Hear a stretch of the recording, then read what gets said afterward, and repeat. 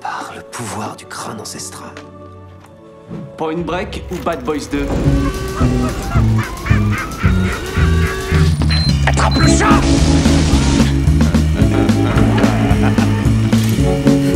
Et cette fois, John Wayne ne s'éloignera pas dans le soleil couchant avec Grace Kelly. C'est Gary Cooper, connard.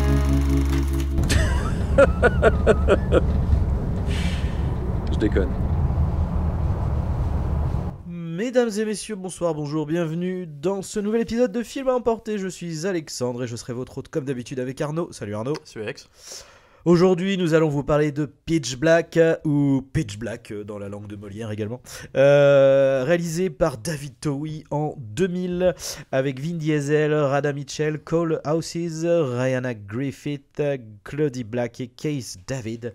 Le film nous raconte l'histoire de je ne sais plus comment s'appellent les personnages, c'est terrible, mais en tout cas voilà, c'est une navette de transport spatial qui a donc un accident, je crois qu'ils se font percutés par une météorite, quelque chose comme ça, et du coup ils doivent atterrir en urgence sur une planète non identifiée, et il se trouve qu'à bord de cette navette il y a un prisonnier très très dangereux interprété par Vin Diesel qui se prénomme Riddick dans le film, bien entendu. Qui n'était pas encore baboulinet. Non, il était alors il avait une certaine carcasse, mais c'était pas encore Monsieur Bouffi, quoi. Non. Et donc sur cette planète, eh bien, c'est une planète désertique, mais sur cette planète il y a des créatures qui manifestement ne sortent que de nuit, et c'est dommage puisque une éclipse va avoir lieu et les survivants doivent s'en sortir. Alors à noter la spécificité de cette planète, c'est qu'une planète désertique sur laquelle, au-dessus de laquelle tournent 3 soleils. Donc 3 soleils, donc c'est pour le coucher, le lever de soleil, ce qui fait que ça donne des dimensions graphiques différentes à l'univers. Puis du coup c'est ça en fait, c'est que normalement il n'y a pas de nuit. C'est ça. Mais sauf du coup, pour cette période d'éclipse qui arrive toutes les 22 ans. Manque de bol, ils sont sur cette 22e année. Mais qui donne un ton assez particulier au film. Du coup je trouve même visuellement, enfin dans la photographie, on passe de l'aridité du, enfin il y a un truc très chaleur pure, on ressent, c'est organique, il y a quelque chose où le froid se fait ressentir tout de suite, enfin c'est très particulier. Et du coup voilà, donc c'est le postulat de départ dans une espèce de survival de SF, hein. Alors, moi j'adore particulièrement les survival, j'aime d'autant plus que ce côté SF donne une plus-value au film, dans le sens où c'est réalisé par Towie, et que je trouve que c'est un artisan moi que j'aime beaucoup, qui avait fait 1 an plus tard, du coup il fera Abîme, un film de sous-marin injustement oublié qui était sorti dans la zone, tu sais. C'est après Abîme ? Ouais, Abîme était après, ouais. C'est en 2002 quand c'est sorti. D'accord. Et donc juste avant son Chronique de Riddick, qui sera le 2e de la saga. Et je trouve que c'est un mec qui, visuellement, avec des petits budgets, tu vois, là, on est autour de 23 millions. Ouais. Arrive à faire un truc qui a une espèce d'envergure quand même malgré tout. Alors c'est un peu vieilli aujourd'hui évidemment. C'était déjà un peu vieux à l'époque, hein, si tu veux, c'est des effets spéciaux. C'est le problème c'est le problème des effets spéciaux déjà des années 2000, qui plus est quand t'as pas du budget énorme. Ouais, mais ça va. Enfin, le truc c'est qu'il y a une patte artistique en fait qui fait que il y a forcément des effets qu'on vieillit, mais notamment je pense à l'animation de certains monstres, du coup ça fait très cinématique PlayStation 2, quoi. Ouais, mais en même temps je trouve qu'il sait toujours faire en sorte de sublimer un peu ces décors, ces créatures. Je trouve qu'il les fait intervenir, il les amène de façon il joue de l'ombre et de la lumière. Mais c'est ça en fait, c'est ça obscur. Il utilise aussi cette patine très particulière, très propre à la planète dans laquelle ils sont, c'est-à-dire l'idée très SF du coup d'avoir ces différents soleils, l'éclipse, même sur un plan symbolique, c'est intéressant, et je trouve que ça donne aussi une dimension, on peut se jouer avec la couleur, la patine de l'image, la saturation. Du coup, ça donne quelque chose où en fait, on est constamment dans un entre-deux où en fait tout peut passer. Je trouve que toi, il y a un truc comme ça. En fait, il y a vraiment que. Il y a une économie de moyens, mais qui en même temps est propre et qui est intelligemment utilisé en fait. Ouais, ça sert complètement l'histoire. Il y a en fait, les effets numériques, c'est vraiment les effets spéciaux, c'est vraiment la problématique de quelques plans, et surtout ceux du début qui sont en fait en pleine lumière et en pleine journée en fait globalement. Mais sinon après ça va, quoi. Enfin, et en même temps je trouve qu'il y a toujours ce truc d'ampleur, tu sais, par exemple le vaisseau se crache au début. Alors le crash du vaisseau, ça va, est plutôt bien fait. Mais j'aime bien le résultat aussi, tu vois, il y a un espèce de plan, et en fait la composition du plan est assez je trouve assez épique en fait, dans la façon dont, comment est composé, où sont placés les persos, les lignes de fuite de ce plan. Par exemple le plan où on prend conscience de l'impact de l'accident, et en fait tout le et les mort passagers et qui que- montent ouais. sur la carcasse du vaisseau, et puis Ouais. t'as un espèce de travelling qui monte, et où en fait on découvre la traînée Du vaisseau du vaisseau, comment en fait Puis du sur coup, des centaines de mètres. ouais. Et je trouve que c'est super quoi. Et tu vois, c'est un plan. On imagine que c'est un truc studio avec un fond vert derrière, et je trouve que ça marche du tonnerre. Non, quoi. je pense que là c'est en partie enfin c'est Ou dans en- ce que j'appelle les studios d'extérieur. Ça a été C'est tourné, une espèce d'endroit de. Bah non, ça doit être dans le Oh, désert. Ouais, quoi. c'était tourné en Australie, là où avait été Ouais. tourné par exemple Mad Max 3 Ouais. de la Dune du tonnerre. Donc Mm. c'est des plans C'est aussi des grands espaces qui sont à fermés, l'économie. ouais. C'est-à-dire c'est comme à l'époque, beaucoup de films qui devaient se passer dans les déserts d'Amérique du Sud et compagnie, en fait, étaient tournés au Maroc parce que Ouais, c'était ouais. plus facile de tourner là-bas. Bien Donc sûr. Indiana Jones 3, je pense à ça, en Tunisie aussi. Et du coup, c'est aussi dans un gain d'économie. Bien sûr. Mais malgré tout, ça restait quand même en partie tourné en extérieur. Et chose que tu n'as plus beaucoup maintenant dans les studios, Mm. notamment dans les petites séries B comme ça, qui sortent un peu à droite à gauche. Et ça donne aussi une plus-value au film. Parce que je trouve que, mine de rien, il y a un aspect organique qu'on ressent tout de suite. Tu vois, ces flares un peu de chaleur, là. Ouais. Tu sais, j'ai perdu le terme, mais quand on regarde, tu sais, le sol, mais à l'horizon. Oui, dans que ça, un je sais plus non plus caniculaire comment avec, ça s'appelle, l'espèce de tu vois, de flou d'image, ouais, un peu, où le tu flou ressens de chaleur, ça. quoi, ouais. De la même façon, tu ressens ça, tu ressens que les personnages ont chaud, Mm. comme tu ressens qu'ils ont froid. Et, la nuit, t'as un truc avec le vent qui souffle sur les cheveux et tout. Ouais. C'est vraiment, moi je trouve que c'est comment dire, ça donne une force au film aussi, ce côté Ouais. qu'on prend au sérieux ce qu'on raconte et de l'univers dans lequel on évolue les personnages. Et alors moi, un autre truc que j'aime bien toujours sur la lumière, c'est on aime bien des fois se moquer, tu sais, dans des films d'horreur, ce genre de trucs où t'as des lumières de nuit exagérées, où tu fais genre Ouais, tiens, c'est bien sûr. marrant qui a laissé qui a laissé le HMI là dans la forêt pour éclairer tout le monde.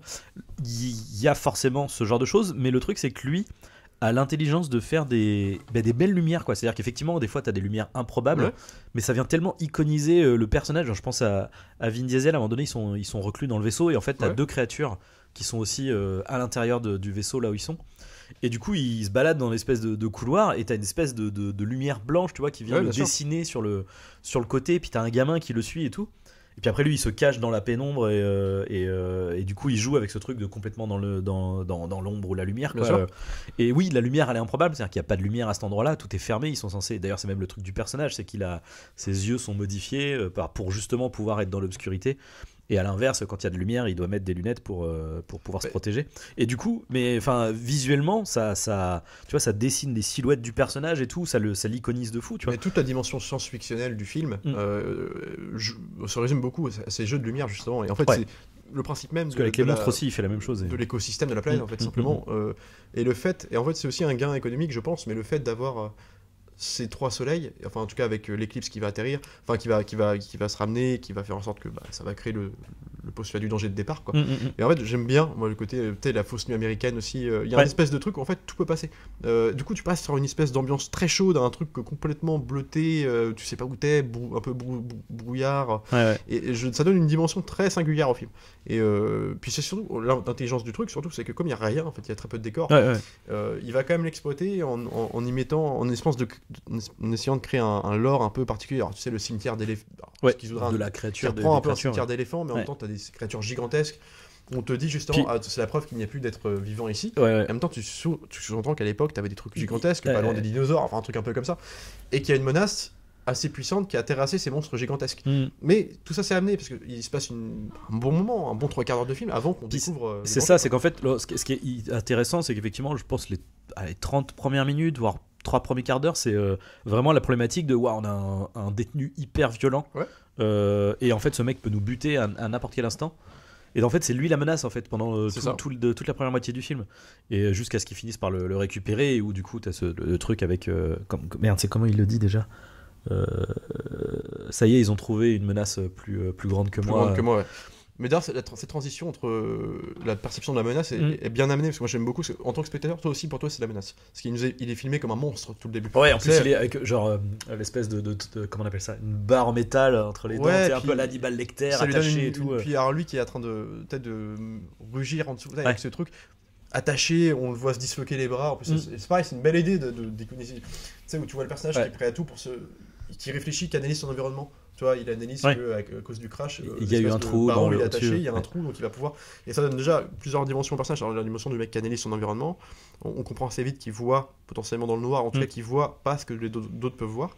C'est dit aussi, explicité dans le dialogue, mais tu le vois, il analyse son environnement, il réfléchit, il se cache, il sait se morfondre exploiter le décor. On le voit aussi par exemple dans le Silver d'Animo, où en fait quand toute la cargaison débarque dans le cimetière, en fait tu le vois lui qui a réussi à se cacher entre les ossements. Il y a un truc un peu où il utilise son corps pour se morfondre dans l'espace, dans la terre obscure et tout.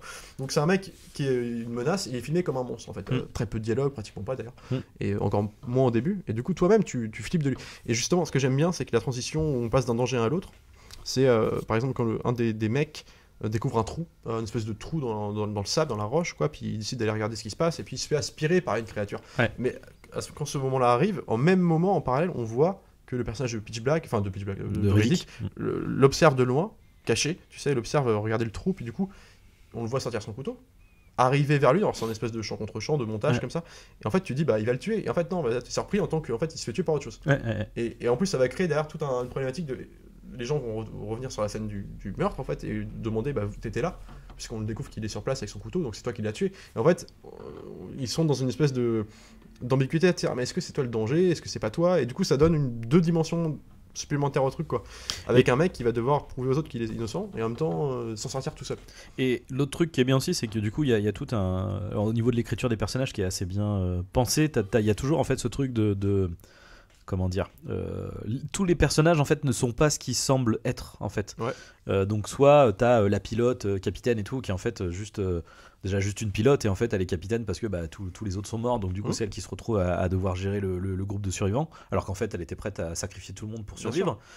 T'as le mec chasseur de primes, qui est chasseur de primes, mais qui en fait se fait passer pour un mec d'autorité, alors qu'en fait non, c'est juste un chasseur de primes qui vient emmener Riddick pour se faire emprisonner, etc.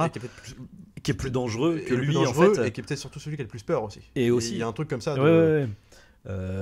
T'as bah du coup forcément la gamine qui se fait passer pour un garçon parce qu'elle se dit bon avec des survivants machin, bon je vais peut-être plutôt me faire passer pour un mec, ça sera peut-être plus on va moins m'emmerder, etc. Et enfin bref, et du coup t'as père et fils religieux qui vivent dans leur monde, dans un monde étranger, mais quand même dans leur monde, dans leur propre système de pensée et tout. Mais puis surtout tu les achètes tout de suite, tous les personnages. Et oui, mais ils ont une présentation très simple, mais hyper efficace. Ouais. Mais tu vois, le personnage de Cole Hauser, par exemple, c'est l'acteur qui jouait, qui joue dans le film et qui faisait aussi Carter Veron dans Too Fast, Too Furious. Les références sont là. Et ben, j'aime bien parce que lui-même nous est présenté comme un peu le chef du groupe, du moins l'héros. C'est ça, c'est sur qui il va falloir compter au début. C'est celui qui prend les décisions, qui tout seul décide de prendre les décisions. Parce que t'as aussi ce truc, comme j'aime bien dans le survival, c'est que pratiquement un groupe de gens se retrouve dans une merde pas possible, à devoir survivre ensemble. C'est un peu le syndrome de Sa Majesté des Mouches en fait. C'est quelqu'un va automatiquement prendre le position de chef, et en fait va se créer une espèce de comment dire, pas de dictature, c'est pas ce que je veux dire, mais en tout cas il y a un leadership qui se crée, quoi. Il y a un leadership qui va se créer, d'autres qui vont suivre, et voilà. Et ça j'aime bien, donc il reprend ce truc là, ce thème là qui traite bien. Et Cole Hauser, je trouve qu'il y a une ambiguïté même dans son physique. Enfin déjà c'est un acteur qui est très particulier en fait. C'est le blond aux yeux bleus, en même temps il dégage quelque chose de en fait à la fois il a un physique de Ken et en même temps il a un peu une tête de nazi en fait. Exactement. Mais je trouve que je pense pas que ce soit innocent. Je pense pas non plus. Il y a un truc vraiment chez lui de à la fois menaçant et en même temps assez charismatique pour te dire on va le suivre ce gars-là. Et d'ailleurs pareil le changement de perception se fait plutôt bien en fait, parce que on est quand même globalement plutôt du point de vue de la pilote, mine de rien, donc du coup c'est de sa perception à elle qui au début du coup voilà va commencer à interagir avec lui, etc.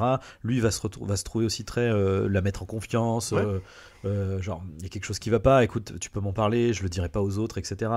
Et puis le moment où elle se rend compte que mais en fait t'es un chasseur de primes, et le shop en train de se foutre de te droguer avec je crois que c'est de la morphine, je crois. Et lui en fait ce qui est intéressant c'est que tu vois du coup là il y a une espèce de mise en cause et en même temps il est chasseur de primes, ça fait pas de lui forcément quelqu'un de mauvais, quoi. Et drogué, bon c'est pas cool, mais bon sur le principe ça fait pas fort, mais la manière dont il le joue en mode genre vas-y je m'en fous, puis tu sais il prend son truc, il se met à trembler un peu, mais en même temps quand il reprend il est en mode oui c'est pas grave, écoutez chacun ses vices, moi j'ai ça puis après tout de suite il va être un peu menaçant avec en mode genre mais en gros vous avez un secret du coup moi je connais, c'est tout dans l'idée de basculement.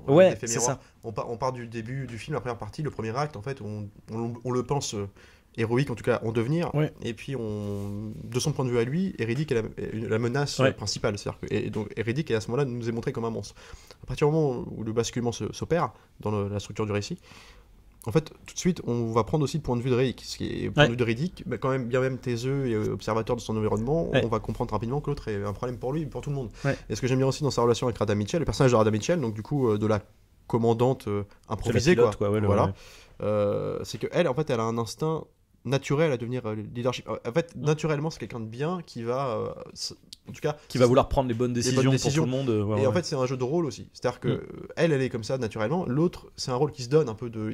Il a peur, et parce qu'il a peur de ce qui lui arrive, ce qui est normal. En tout cas, lui va avoir tendance à jouer un rôle du chef et en même temps à ne pas accepter la position que le personnage de Radha Mitchell va prendre automatiquement. Et aussi dans le regard des autres. Les autres, tout de suite, ont confiance en elle. Tu vois. Et moi, j'aime beaucoup ça. Et surtout, j'aime bien aussi l'idée que les personnages gravitent ensemble, mais de façon... tu vois, par exemple, on a le couple, alors, la famille plutôt, le père et fils religieux, qui, eux, vont automatiquement avoir une idéologie un peu différente. Eux, ils sont déjà entre eux, déjà. Voilà, il y a un truc comme ça. Et puis... t'as le personnage un peu geek bizarre là, tu sais, l'espèce de... l'anthropologue là. L'anthropologue un peu agité, mais en même temps qui tombe jamais dans le cliché. C'est toujours très mesuré. Et je trouve que... Et c'est pour ça que je trouve qu'on s'y attache assez vite, quoi. Ils sont tracés d'un coup de crayon, mais c'est la force d'un survival, c'est qu'il y a très peu de dialogue, en fait. Et je trouve que tu les achètes tout de suite, t'as pas envie qu'ils meurent. Et chose rare, en fait, moi il y a beaucoup de gens aujourd'hui où en fait on va jouer beaucoup sur l'humour, parce que t'as aussi un ton très premier degré au film qui fait qu'on le mec croit à ce qu'il raconte, il a envie de te faire croire à ce qu'il raconte, de te créer un truc autour de cette planète, de te créer une dimension autour de ces personnages. Aujourd'hui ce serait pris au second degré souvent, il y aura complètement, toujours... avec une petite blague, un truc ridicule et tout, alors que... Et là, non, et en plus... du coup, ça aide aussi à faire monter la menace des créatures qui sont là. En plus, je trouve quand même que ça fait partie des créatures qui ont les designs les plus cool, quoi. Alors designé par... c'est Patrick Tapopoulos. Tapopoulos. Qui est avec l'espèce de qu'on appelle ça de requin marteau là. L'espèce de en croix, quoi. Enfin, le visage en croix, mais trop vraiment stylé, avec des dents très pointues, émaciées et tout. C'est des pures créatures. Des pures créatures d'horreur et tout. Et en même temps, qui du coup donnent lieu à des scènes. Enfin, en fait, du coup, quand il va jouer dans l'obscurité totale et avec juste des lumières de torches, de machin, et de voir juste les silhouettes bouger et tout, t'as des plans trop bien où t'as l'anthropologue qui se fait buter, qui se retrouve reculé des autres, et qui du coup il est tout seul avec son petit briquet, puis tu les vois bouger autour de lui et tout, puis il allume juste son briquet, puis c'est terminé, et puis contextualisation de cette séquence, parce que arrive le dernier tiers du film où en fait il se retrouve à prendre une décision, en fait, c'est-à-dire que la nuit est là, et la menace est là, on la connaît, on a récupéré les batteries, il faut qu'on aille réparer ils ont des batteries, et en fait ils veulent réparer leur vaisseau. Donc le problème c'est qu'entre l'entrepôt et leur vaisseau il y a beaucoup de distance. Et il faut la faire de nuit avec ces créatures qui vivent de nuit et qui imperceptibles dans le noir.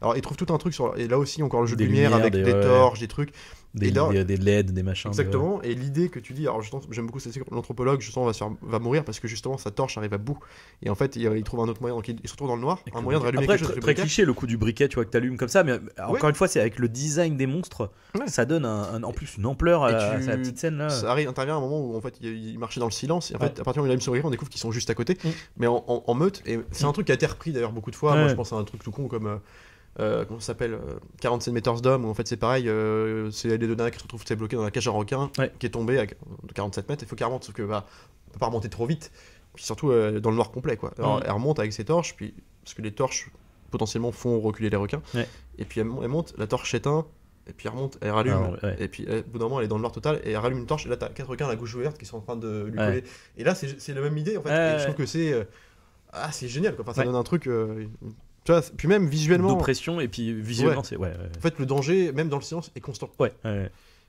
et sachant qu'on t'a déjà mis ce truc là, parce que t'as tout l'enjeu du déjà le début, en fait le fait qu'il n'y ait pas de nuit, c'est déjà un enjeu. Les mecs n'ont pas de ressources, ils ont pas d'eau, ils ont pas de machin, ils ont juste de l'alcool pour survivre, et surtout ils n'ont pas d'eau dans un environnement de chaleur extrême, quoi. Exactement. Donc du coup t'as ce truc de putain il fait chaud, c'est compliqué, et puis il fait toujours jour désertique, oppressant, donc tu fais on est au milieu hostile, quoi.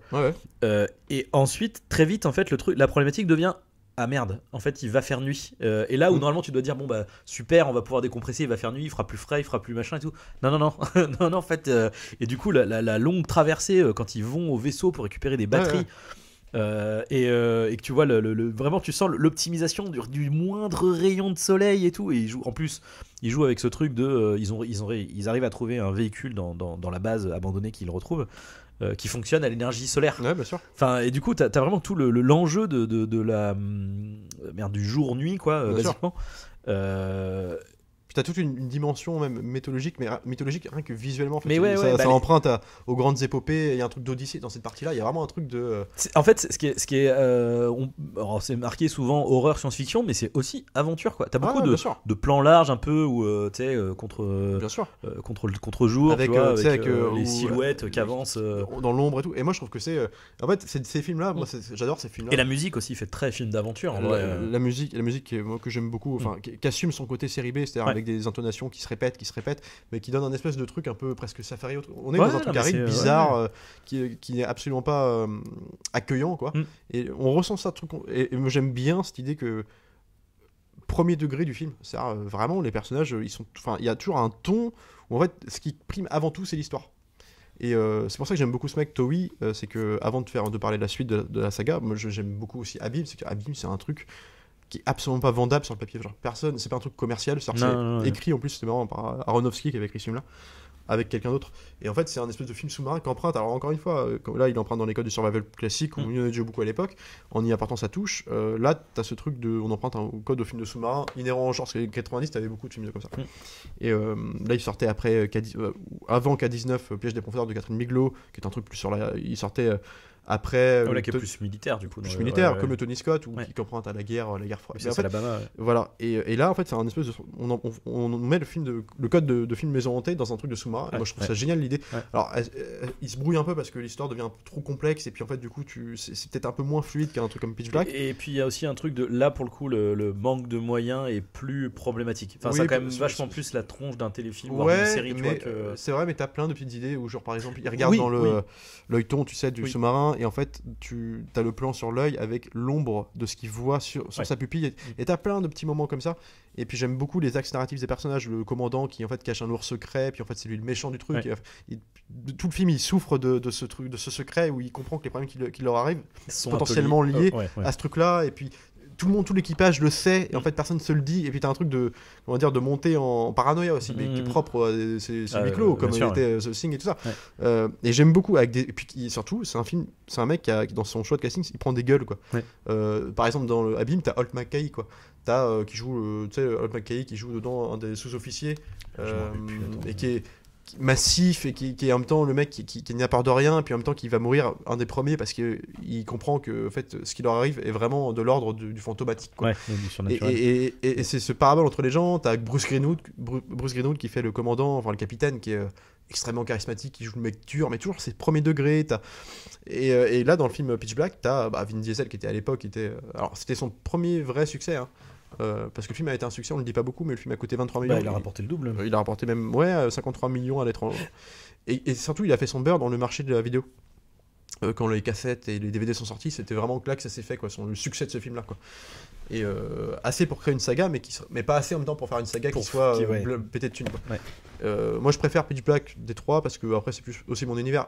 J'aime beaucoup les Chroniques de Riddick, mais les Chroniques de Riddick embrassent le côté space opéra, c'est de la science-fiction, space opéra carrément.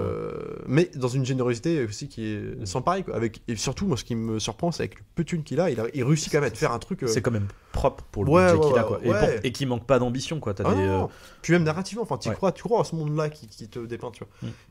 Et justement quand il t'a refait donc Riddick, le troisième qui arrivait bien plus tard pour le coup, alors 10 ans après, 10 ans plus tard, là pour le coup les gens l'attendaient plus trop, à part des fans, quoi, tu vois. Donc il revient un truc moins de thunes, tu vois, un truc concept à la Pitch Black, en moins bien fait, parce que pour le coup il y a des faux de partout, mais en même temps je trouve qu'il y a toujours une première partie qui est incroyable, quoi. Non mais même dans la seconde partie, encore une fois dans le visuel des créatures, dans comment dire, l'attention vis-à-vis de tout ça, et les personnages, les acteurs en plus sont très cool, enfin tu vois. Tout comme là Radha Mitchell, je trouve est hyper je la trouve charismatique quand même, qui joue dans Silent Hill aussi. Puis elle évolue dans un monde un peu plus d'homme quand même, un peu plus bourru. Là le fait d'avoir pris la jeune blonde un peu, tu sais, Enfin, c'est malin. Enfin, et pareil, du coup, dans Riddick aussi, où c'est. J'ai oublié son nom, mais une actrice que j'aime beaucoup qui joue dans Battlestar Galactica, qui a à la fois ce truc de belle femme, tu vois, mais très guerrière, tu vois. Mais guerrière. Et qui trouve sa place dans un milieu d'hommes burinés. Hein, c'est-à-dire qu'il y a quand même Dave Bautista, t'as quand même que des mecs comme ça, c'est quand même une bande de militaires un peu déglingos, quoi.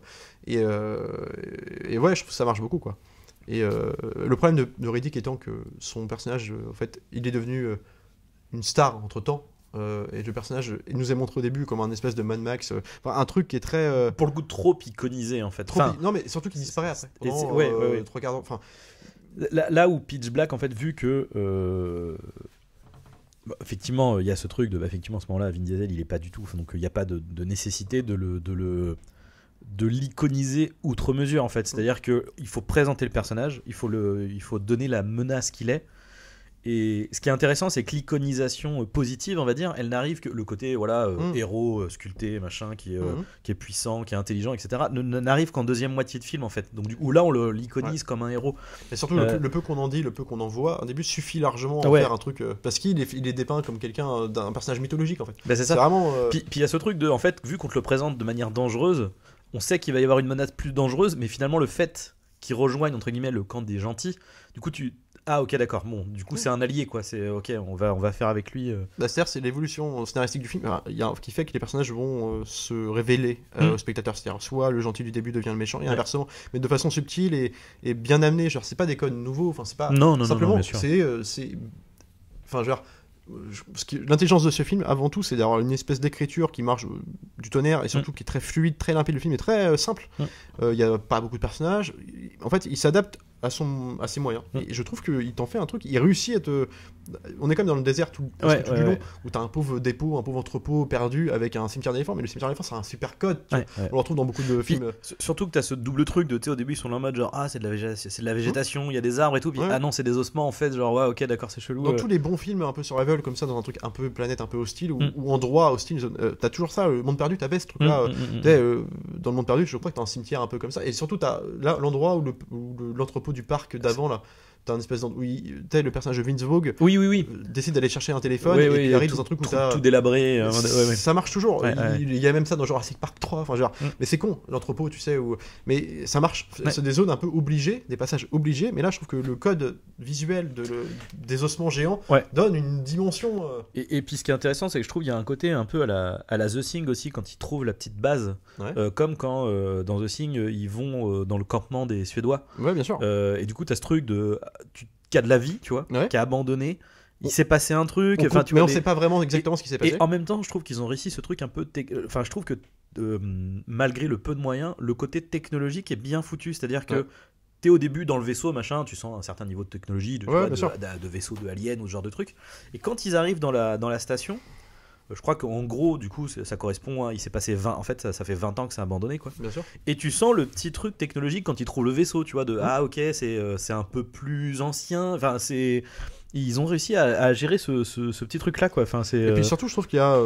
Comment dire quand je dis c'est pas gratuit, c'est-à-dire que les décors un peu, je reviens sur le cimetière d'éléphants, l'entrepôt, en fait ils vont te l'exploiter. On va le présenter une première fois. On va se balader dedans. Une première fois pour nous expliquer comment la spatialisation un peu, où se trouve tel endroit, où se trouve telle zone, comment on se repère dans cet endroit-là. Et plus tard dans le film, il va y avoir une scène d'action dedans.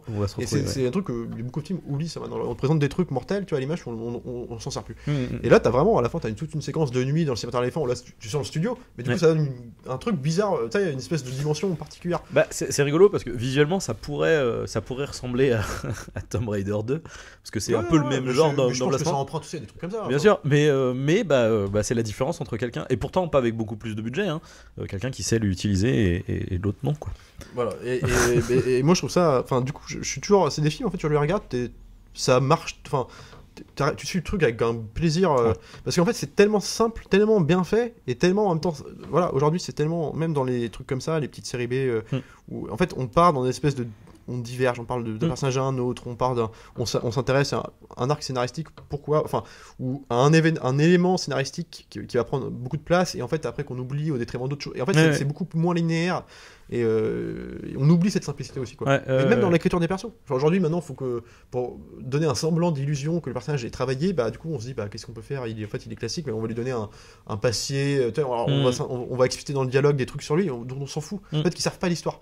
C'est-à-dire que tu peux faire ça, mais c'est un. Tu vois, par exemple, la gamine, il me semble qu'on sous-entend qu'il y a un truc orpheline, voilà, mais c'est juste là en mode voilà ça et qu'elle se fait passer pour un garçon. Et voilà, en fait, c'est juste que ça pose juste le fait qu'elle est sur la défensive et de se dire bon bah du coup je me fais passer pour un garçon, machin, je suis toute seule. Tu vois, encore une fois le personnage se révèle dans l'action, dans la condition. Voilà. Et j'aime beaucoup aussi une belle manière aussi d'iconiser un personnage comme Riddick dans le film, c'est que en fait ça passe aussi beaucoup par les regards que les gens ont sur lui. Oui. Et notamment la gamine.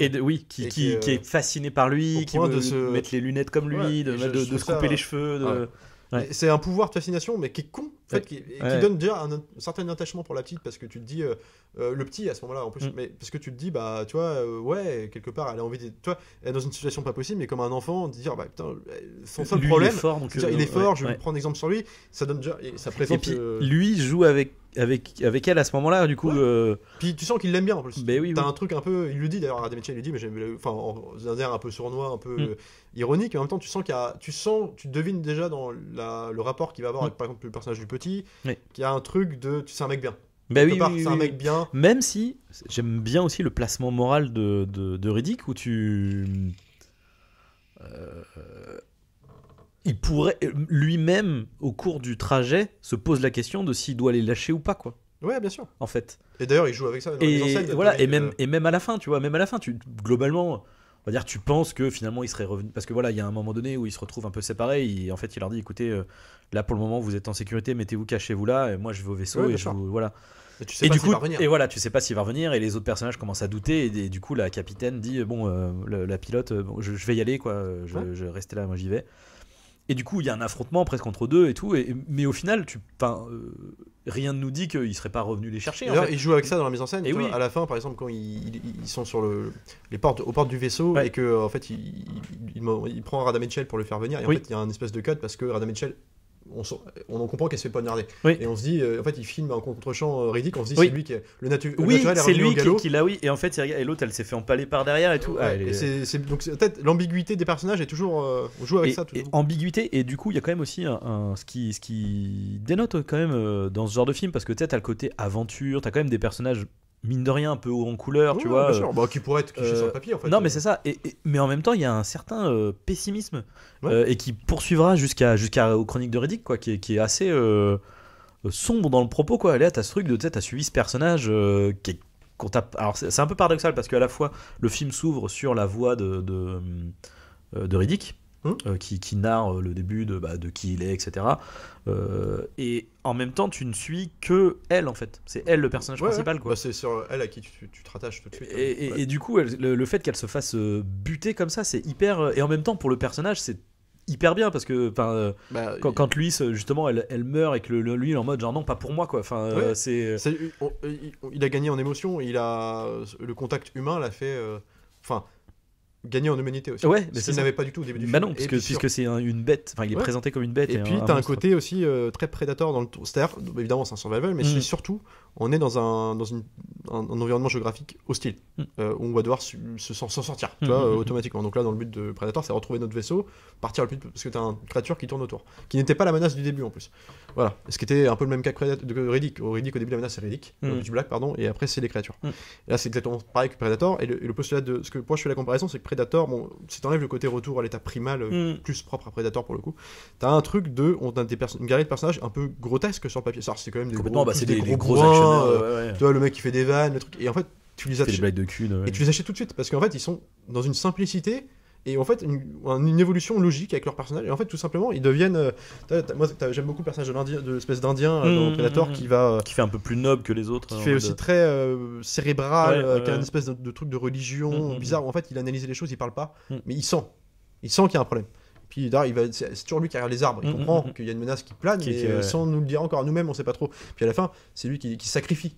Et c'est logique dans son parcours. Parce qu'en fait, il sacrifie, il va quand même pour l'affronter. Il va pour l'affronter, mais tu vois, il y a quand même c'est presque de l'ordre de sacrificiel. Il comprend pas ce qu'il va pas réussir, mais en tout cas, il y va, tu vois, mais symboliquement.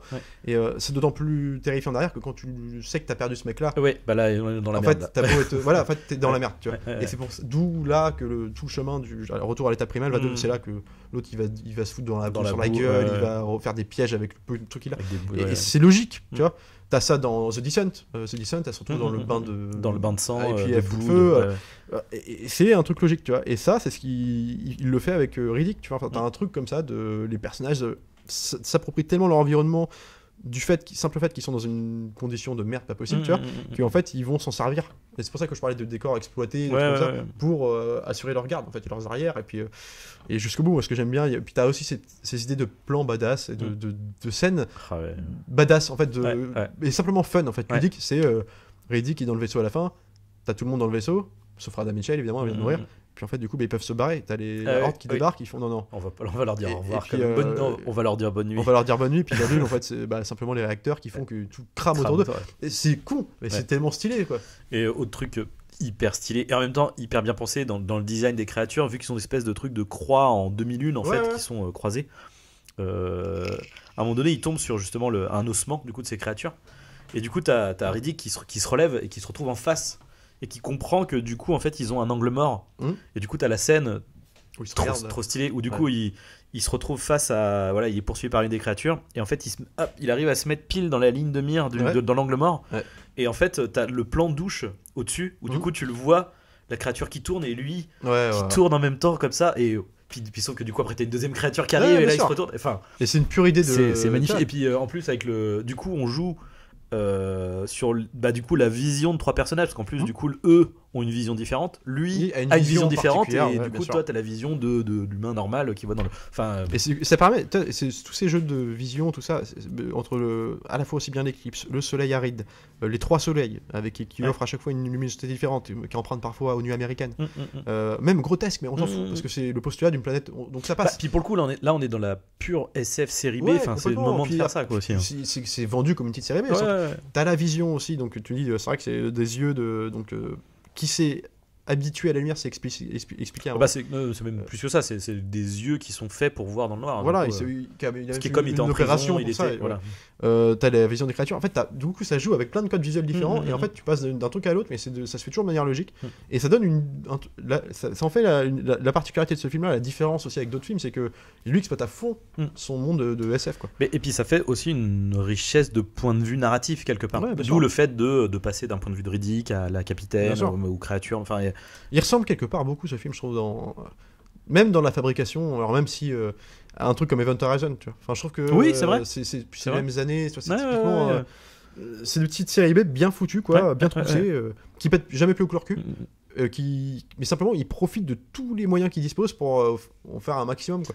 Alors, la seule différence que le problème de Toei, c'est pas qu'il a fait des films de merde derrière, c'est plus qu'il a c'est des films qui n'ont pas spécialement marché, quoi. Ouais, mais en fait moi je fais partie des gens qui aiment beaucoup ce qu'il a fait. Moi j'aime beaucoup son cinéma parce que c'est un mec qui est droit dans ses bottes, quoi. Et c'est surtout un vrai artisan. J'avoue, je me rappelle plus ce qu'il a, parce qu'à part les Riddick, il a fait que ça. Il a fait un petit film, un petit survival aussi en bord de plage exotique avec Mila Jovovich. Alors c'est marrant, c'est pour ça que je faisais le rapport aussi avec Paul Anderson, un truc avec Mila Jovovich où elles sont traquées en mode randonnée, je sais plus ce que c'est, ce film, il était sur Netflix à un moment, qui était sympa en plus, qui était c'est peut-être un truc genre randonnée sauvage, tu vois, un truc aussi con que ça, tu vois, mais qui était pas mal. Mais en tout cas moi j'adore Pitch Black, j'adore Riddick, moi j'aime énormément Riddick.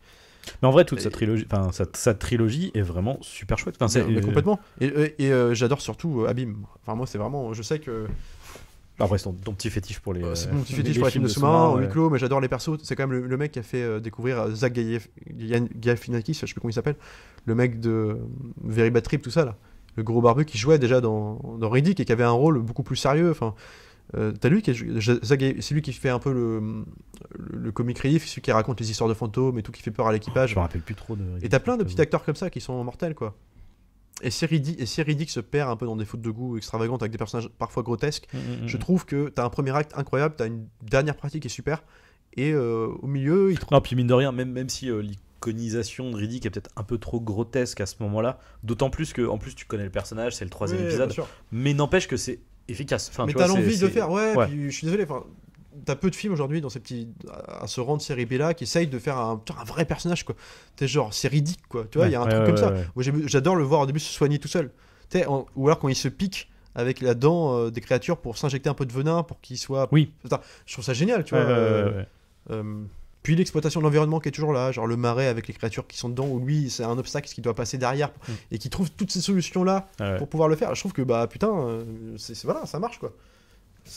Pour le coup, c'est les personnages les grotesques du film, c'est les méchants qui sont pour le coup crétins finis là, qui sont caricaturaux. Ouais, là c'est très mercenaire, un peu c'est aussi le défaut bas du film. étage quoi. C'est beaucoup moins comment dire mesuré qu'un truc comme Pitch Black, mais et en même temps, je trouve que c'est tellement généreux quoi. Surtout avec le peu de thunes qu'ils ont quoi. Puis en plus, pour le coup, c'est un vrai projet auquel Vin Diesel qui était producteur croyait. Bah oui. C'est-à-dire que on n'est plus dans là, c'est un vrai truc honnête quoi. C'est pas Fast and Furious quoi. Là, il mine, même si c'est Vin Diesel et qu'il y a le côté, il met du sien et puis son ego un peu de côté aussi. Parce que je pense qu'il aime vraiment le personnage quoi. C'est quand même le personnage qui lui a fait parce que grâce auquel il a fait Fast and Furious derrière, mais c'est surtout qu'à l'époque il avait tourné quoi, il avait un tout petit rôle dans Soldat Ryan, tellement petit que avec son casque que les gens le reconnaissaient même pas. Il y a beaucoup de gens qui savent pas qu'il jouait dedans. Qui joue dedans, ouais, carrément. Et qui sauf la super scène du mec qui se fait buter au sniper là, tiré dans le pied, et ça marche du tonnerre avec la volonté de sauver le gosse à ce moment-là. Et je pense qu'il tient vraiment, je l'ai entendu beaucoup d'interviews, Riddick c'est un vrai personnage auquel il tient. Et simplement ils ont jamais eu les moyens de leurs ambitions. C'est terrible. C'est assez terrible parce que vraiment il y a le... Bah tu vois, c'est pour ça que j'apprécie peut-être plus les chroniques de Riddick. C'est que les chroniques de Riddick en fait te montrent le potentiel de l'univers et qui est vraiment ouf quoi. Ils ont essayé de l'agrandir aussi par le moyen de la bande dessinée, donc t'avais eu des trucs qui étaient sortis derrière. Il y a un dessin animé aussi, dessin animé, dessin animé peut-être, dessin animé, et surtout t'avais le jeu sur alors t'avais un jeu, je crois que c'était sur PS2 à l'époque qui s'appelait donc les Chroniques de Riddick, c'est à l'époque de la sortie avec je sais plus comment il s'appelait. En fait il parlait de la transition entre Jean Pitch Black et les Chroniques de Riddick. Qu'est-ce qui s'était passé entre les deux. Et puis également, tu avais eu un autre jeu, je crois, qui parlait aussi de l'évasion en amont de Pitch Black. On dit, il est quelqu'un qui s'est évadé. Qu'est-ce qui s'était passé, dans quel contexte l'évasion de ce truc-là était passée. Peut-être un truc genre Evasion of. Mais du coup, ils avaient essayé de développer. Donc c'est toujours sous la houlette de Toei, je me demande si. Je sais que Toei a participé au dessin animé et pareil, je crois qu'il double son personnage. Et je pense que voilà. Et puis t'avais Diesel qui avait dû mettre des billets aussi là-dedans. Donc je pense qu'ils avaient quand même une volonté de développer un peu le truc, un peu un univers étendu. Simplement, ça touchait une niche de geek très particulier. Bon là, donc ça a pas pris. Mais c'est vrai que c'est con parce que c'est vraiment un espèce de, je sais pas comment dire, presque un dark Star Wars, tu vois. Parce que t'as tout un délire avec comment on appelle ça, avec une espèce d'empire en fait. Enfin, tu vois, tu sens qu'il y a des délires un peu à la fois politiques et religieux et tout. Enfin, il y a plein de trucs. Et avec ses gueules aussi. Moi, je suis désolé, le mec du casting du 2, alors j'ai perdu son nom, mais celui qui faisait le bad guy qui était le mec dans La Tempête du siècle, qui faisait le. Oui, j'ai pas son nom non plus, mais une gueule. Enfin, tu vois, c'est quand même ce truc aussi. Et Karl Urban aussi. Bien sûr. Putain, c'est pareil. Moi, j'adore ce choix de casting là. Predator, c'était exactement ça. C'était que des gueules, les mecs. Tu vois, t'avais Carl Weathers. Et bah, ça donne une dimension au film, quoi. C'est un vrai film de bourrin. Avec la subtilité d'avoir un monde qui existe et qui est palpable quoi. Malgré les fautes de moyens, les trucs et tout, t'as quand même cette générosité là quoi, parce qu'il y a peu de monde aujourd'hui avec les thunes qu'ils ont. Et encore une fois, le manque de moyens c'est là qui donne l'aspect créatif aussi. Et c'est ça en fait, c'est-à-dire que il y a des fois des problèmes effectivement d'effets visuels, c'est un peu chipouille, c'est un peu voilà.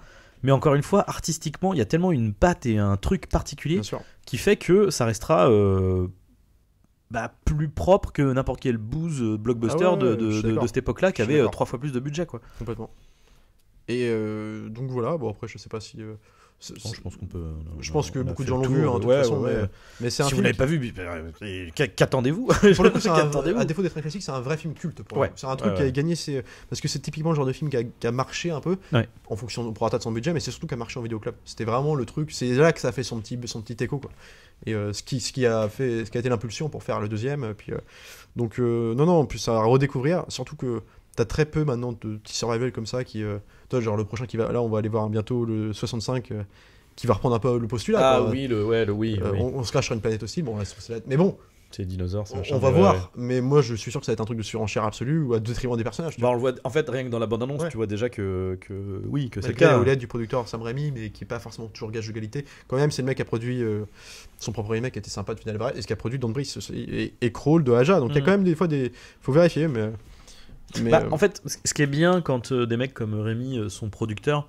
The Grudge aussi version américaine. Bon, était... mais ouais, mais en fait c'est juste que il peut y avoir ce truc de, je sais pas comment dire, d'aller chercher des mecs un peu à l'ancienne, un peu qui ont une vision des choses un peu artisanale et un peu voilà quoi. Parce que Crawl et même le Evil Dead, ça c'est un peu ce que ça donne. Dans le bruit, c'est tout quoi. Quoi qu'on en pense, ça reste des putains de. Enfin, Fede Alvarez, je trouve que c'est un putain de metteur en scène, tu vois, malgré tout. Donc, mais voilà, c'est des petits films, il y en a plus beaucoup, ça se faisait beaucoup dans les années 90. En fait, le truc, mais ceci dit, ce qui est assez logique, hein, c'est-à-dire que c'est un film qui au cinéma n'a pas vraiment trouvé son public. En même temps, je pense que la promo a dû être compliquée à faire. Oui, bien sûr. Et du coup, qui a trouvé, donc, comme tu dis, son succès en vidéoclub. Et aujourd'hui, ces films-là, ça peut être que sur VOD, en fait, ça peut être que sur Netflix, sur les plateformes. C'est des films de plateforme maintenant. Bien sûr. Le problème des plateformes, je sais pas comment dire, c'est que déjà en termes de promotion c'est compliqué en fait. C'est-à-dire que c'est un film qui se retrouverait en mode perdu au milieu du catalogue. C'est vrai. Alors si t'as un acteur un peu dedans qui est connu, vite fait ils vont en faire la promo et tout. Mais tu vois, je pense à des trucs comme qui sont sur Netflix là, le film là de truc de Stephen King avec Thomas Jane là, parce qu'au final 1922. je pense que tu vois, toi tu l'as vu, moi je l'ai pas vu, mais je l'ai vu dans mes recommandations parce que c'est le genre de film que j'aime bien, mais sur le principe, je veux dire, personne n'a fait d'article dessus, n'a fait de revue, de critique, de machin. Et c'est typiquement du genre de ça n'a rien à voir, mais de petits films, tu vois, de genre quoi. Petit film, mais hyper efficace, hyper bien fait, généreux, avec des acteurs concernés par le truc, qui croient au projet. Et donc aujourd'hui, ce qui est un peu emmerdant, c'est qu'à la fois ils existent aujourd'hui, mais ils se retrouvent noyés au milieu de rien et personne n'entend parler quoi du coup. Et pour autant, mais ça fait partie de ces films un peu de fond de garage, fond de tiroir, tu sais qu'il faut aller gratter un peu pour enfin aujourd'hui en tout cas. Mais tu sais, à noter aussi que Pitch Black est ressorti en version, alors moi je l'ai pas encore acheté, en version remasterisée pour la 4K parce que déjà le Blu-ray que tu m'as passé est pas mal, propre. Il est pas mal, ouais. Du coup, remasterisé en 4K, ça doit être assez où cool, il joue beaucoup de l'iconisation du personnage sur le truc où tu vois c'est un espèce de fond gris bizarre avec la jaquette est trop bien. Elle est super, et avec un commentaire de Julien Dupuis de Capture Mag. Donc je suis content, je suis pressé de le voir. Mais c'est voilà, enfin il y a quand même ce statut-là, tu vois, c'est des remasterisations, on les fait pas pour rien, il y a qu'un vrai statut sur des films. Il y a un public pour ça, carrément. Donc voilà, c'était notre retour sur Pitch Black. Comme d'habitude, n'hésitez pas à nous faire vos retours, à partager, commenter si vous avez aimé. On vous rappelle que notre court-métrage de 13 km est toujours disponible et au vote sur le Nikon Film Festival. Et n'hésitez pas à nous soutenir justement là-dessus. Et puis pareil, lâchez un petit commentaire, ça fait toujours plaisir, et donnez votre avis. Et nous, du coup, on se retrouvera la prochaine fois pour un autre épisode de Film à emporter. Salut à tous, salut Arnaud. Salut Alexis.